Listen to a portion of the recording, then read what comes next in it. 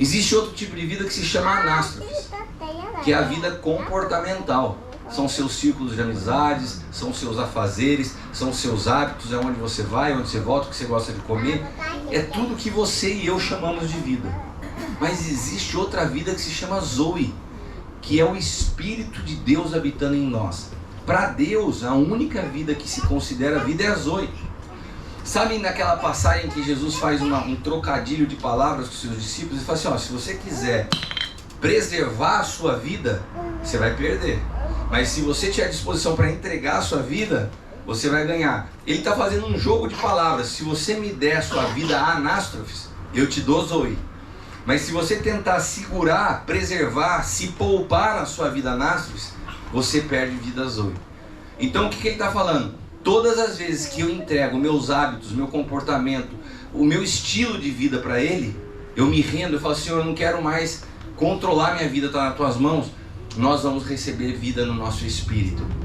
Agora, todas as vezes que eu quero continuar com o meu jeito de vida, eu não abro mão de nada e falo assim, eu quero que Jesus venha na minha vida. Não funciona assim. Não é Ele que vem para a tua vida, é você que abre mão da tua vida para receber a dele. Você consegue entender o que eu estou te dizendo?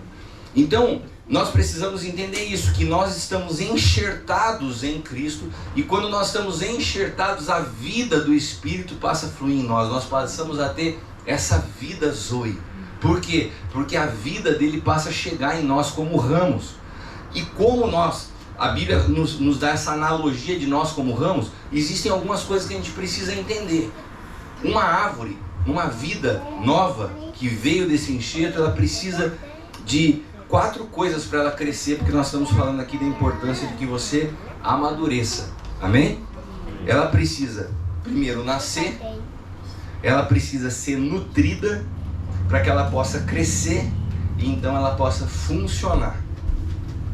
Nascer, nutrir, crescer e funcionar. Vamos repetir? Nascer, nutrir, crescer e funcionar. Esse é o processo que eu e você temos que passar. Todos nós precisamos nascer de novo. Se você não nascer de novo do Espírito, o que é nascer de novo?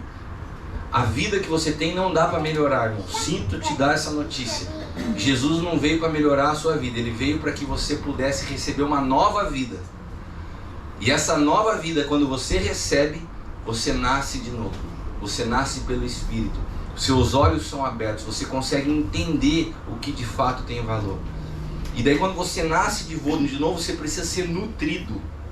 Como qualquer criança, tem que ser alimentado pelo Espírito para que você possa então crescer. E então crescendo, você possa funcionar. No nosso caso, o que seria funcionar? Que a gente possa estar apto a administrar, né? Isso descreve o que é o desenvolvimento da vida espiritual do ser humano. Eu quero ler com vocês Lucas capítulo 11, versículos do 11 ao 12. Olha que interessante esse texto, porque está falando de pai alimentando o filho. Olha que interessante. Se lembre que nós precisamos ser nutridos para que a gente possa crescer e a gente possa funcionar. Esse texto fala assim: qual dentre vós é o pai que, se o seu filho lhe pedir pão, lhe dará uma pedra? Imaginou, Felipe? Você é amigo, tem um filhinho, fala assim: pai, quero pão. Você dá, toma uma pedra, se vira aí, irmão. Qual que é o pai que vai fazer isso para o filho? Ou se o filho pedir um peixe, se dá uma serpente, uma cobra. Pai, eu queria comer peixe hoje. Um restaurante japonês. Não vai comer peixe, não, você vai comer cobra. Ou se o filho lhe pedir um ovo, se ele dá um escorpião. O que está falando aqui? Está falando de um pai que fica fazendo pegadinha com o filho? Não. Está falando do tipo de nutrição que um pai deve dar ao seu filho. Como nutrir um filho para que ele possa crescer. Mas para que a gente chegue nesse momento, a gente tem que já ter cumprido algumas etapas na nossa vida. Qual delas? Nascido de novo. Você não tem como nutrir o que não nasceu. Depois, você tem que ter um pai. Se você nasceu e você tem um pai, então agora a gente entra nessa etapa, partindo do princípio que você tem alguém que cuida da tua vida, que você não caminha sozinho, que você está sujeito a alguém, que você nasceu de novo. Então a gente chega numa etapa onde tem um pai cuidando de você e você precisa ser nutrido para crescer. Então, qual é a responsabilidade de um pai? Dar ao filho o que ele come. Jesus se alimentava do quê? Da vontade do Pai. Ele falou assim, não só de pão vive o homem, mas de toda palavra que procede da boca de Deus. Jesus, ele tinha fome de cumprir a vontade de Deus sobre a face da terra. Ele se alimentava da vontade do Pai. E esse princípio, ele tem que permear a nossa vida. Um filho tem que se alimentar da palavra de um pai, porque um pai só vai dar para o filho um alimento que possa nutri-lo.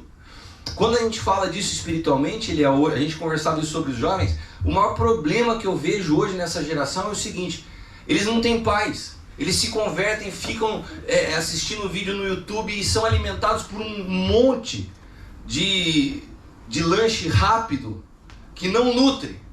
Porque é um pai que sabe a dieta de um filho que é boa para nutri-lo. Se eu deixar minha filha, o Felipe que morou na minha casa sabe disso, se eu deixar minha filha, ela quer comer McDonald's todo dia. Mas eu não deixo ela comer no McDonald's todo dia, porque eu tenho que dar um alimento que possa nutrir a vida dela. Aqui nós estamos vendo a responsabilidade de um pai de nutrir o seu filho com uma dieta espiritual, para que ele possa se desenvolver e crescer. Então uma paternidade espiritual responsável, genuína, ela não quer controlar uma pessoa. Ela quer levantar essa pessoa para que ela cresça espiritualmente, se desenvolva e seja emancipado.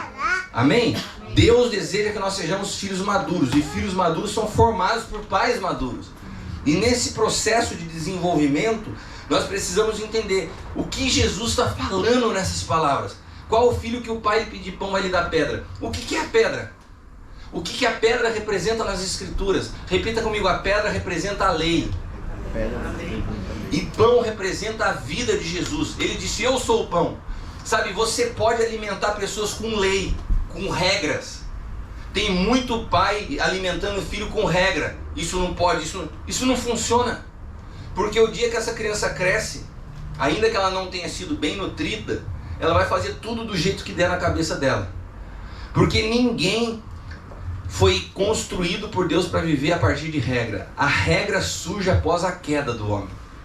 Nós não podemos nutrir pessoas pela lei, nós precisamos nutrir as pessoas com a vida de Cristo. Amém? Amém? Então, como eu nutro um filho para que ele possa crescer saudável? Com regra ou com graça e com a vida de Cristo?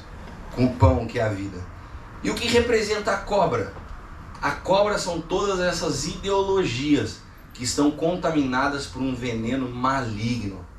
Então, quando um pai permite que o seu filho se alimente de tudo isso, e pais, eu quero falar algo para vocês. As escolas, os ambientes os nossos filhos frequentam hoje estão repletos de ideologia. Repletos de ideologia. Seja o feminismo, seja a ideologia de gênero, seja o socialismo, o comunismo, seja o ateísmo. Existem várias ideologias que estão sendo disseminadas hoje e o fim delas é um veneno mortal. Sabe, hoje nós temos visto, principalmente no Brasil, que os filhos de pais crentes, eles crescem dentro da igreja, mas quando eles chegam na faculdade, eles se desviam, eles se afastam de Deus, porque as universidades elas estão repletas de humanismo, de ateísmo. Agora, há algo de muito errado com a nutrição de um filho, que quando ele chega no momento de tomar a decisão, tudo aquilo que ele recebeu não é suficiente. Porque um pai não nutriu, não entregou a ele peixe, o filho vai chegar um momento e vai comer cobra. E o que é peixe? E o que é cobra? A cobra eu já falei, né? É o veneno das ideologias. E o peixe? Peixe na Bíblia simboliza relações saudáveis. Pescadores de homens era sempre a figura de peixe. O peixe significa que nós somos responsáveis por orientar os nossos filhos na maneira como eles se relacionam com pessoas. Saber escolher amizades. Saber estar cercado de pessoas para que eles possam ser livres das ideologias, porque as ideologias ela vêm através dos maus relacionamentos. Então um filho lhe pede peixe, um filho lhe pede, pai, quero sair, quero ir no cinema. Olha, analisa. E eu estou falando de criança, mas isso serve para um Roberto, para Nancy, para o Luiz, para a Margarete. Quando eu estou orientando de pastores, eu poderia falar um outro exemplo aqui de administrar relações. Quem que está vindo pregar? Ô Luiz, vamos trocar uma ideia para conversar. Se a pessoa que está vindo traz uma doutrina que vai te ajudar a edificar a igreja, vai ser prejudicial. Quando um pastor tem alguém para ouvir, Sabe? É como se ele estivesse falando assim, pai, eu quero o peixe. Deus fala assim, então deixa eu ver, vamos analisar junto. Não é uma posição de mando, é mais uma posição de conselho e de ampliar a visão. Essa é a responsabilidade de um pai. Qual é um pai que o filho lhe pede peixe? Um pai que o filho precisa aprender de relacionamento e o pai vai e coloca o quê? Serpente. Não, deixa. Vai aí que depois no final, que depois você vai provar do veneno. E o último é a relação de ovo, né, com o escorpião. O escorpião é algo mais sutil que a serpente, porque o veneno fica na cauda. O veneno na cauda simboliza algo que aparentemente você não consegue ver que é mal, mas aparece, essa morte, ela vem no fim. Isso está muito ligado ao legalismo, às doutrinas e às teologias que vêm com cara de Deus, mas o seu fim não tem vida, Eliel. E tem muitas pessoas que estão morrendo com veneno de escorpião. Por quê? Porque não tiveram pais que dessem a eles ovo. O que é o ovo? O ovo é o símbolo do cuidado da vida desde o início. O ovo é algo tão incrível que Deus concebeu para gerar vida, porque se você pegar um ovo, por exemplo, se pegar um ovo de galinha, o pintinho, ele já nasce protegido por aquele ambiente. Desde o início que ele vem à vida, ele já está protegido. Então, aquilo quer dizer o que pra gente?